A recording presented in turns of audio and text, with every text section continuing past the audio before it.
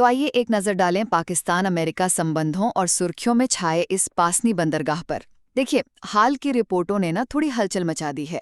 सवाल ये है कि क्या सच में पाकिस्तान ने अमेरिका को बलूचिस्तान में पासनी बंदरगाह बनाने का ऑफर दिया है, खासकर अहम खनिजों के निर्यात के लिए। अब पाकिस्तान तो इससे इनकार कर रहा है, लेकिन ये सब हो रहा है अमेरिका पाक रिश्तों में एक नई गर्मजोशी और इस इलाके की जो पेचीदा जियोपॉलिटिक्स है उसके बीच। तो पहली बात, वो प्रस्ताव और उसका खंडन। देखिए, फाइनेंशियल टाइम्स ने रिपोर्ट किया था कि पाक सेना प्रमुख के सलाहकारों ने अमेरिका को पासनी में बंदरगाह बनाने का सुझाव दिया।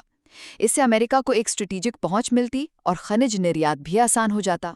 लेकिन दिलचस्प बात यह है कि पाकिस्तानी अधिकारियों ने इसे औपचारिक तौर पर बस यूं कई शुरुआती बातचीत बताकर थोड़ा साइड कर दिया है, शायद निजी कंपनियों के साथ, और कहा है कि ये कोई सरकारी नीति नहीं है। दूसरी बात, अमेरिका पाक रिश्तों में ना एक बदलाव दिख रहा है और इसमें खनिजों का बड़ा रोल है। ट्रंप प्रशासन के टाइम जो रिश्ते बिगड़े थे, उसके बाद अब आर्थिक मौकों पर ज्यादा जोर है, खासकर पाकिस्तान के जो विशाल खनिज भंडार हैं। सोचिए, करीब $6 ट्रिलियन की कीमत का अनुमान है, जिसमें दुनिया का 5वां सबसे बड़ा तांबे का भंडार भी शामिल है। इसी सिलसिले में अमेरिकी कंपनी यूएस स्ट्रेटेजिक मेटल्स यानी यूएसएसएम के साथ $500 मिलियन का एक निवेश सौदा भी हुआ है और अहम खनिजों की पहली खेप अमेरिका भेजी भी जा चुकी है। और तीसरी बात, बलूचिस्तान का एंगल समझना बहुत जरूरी है।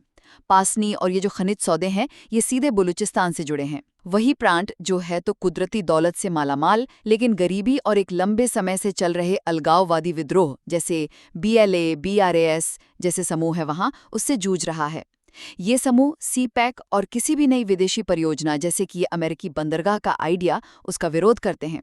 उनका मानना है कि ये सब शोषण है और वो बलूच लोगों की मर्जी के बिना हुए सौदों पर सवाल उठाते हैं। तो कुल मिलाके ये पासनी बंदरगाह वाली खबरें ना पाकिस्तान के जो नाजुक भू राजनीतिक संतुलन है, अमेरिका के साथ उसके खनिज केंद्रित रिश्ते और बलूचिस्तान की जो अस्थिर जमीनी हकीकत है, उसको एकदम साफ तौर पे सामने लाती हैं।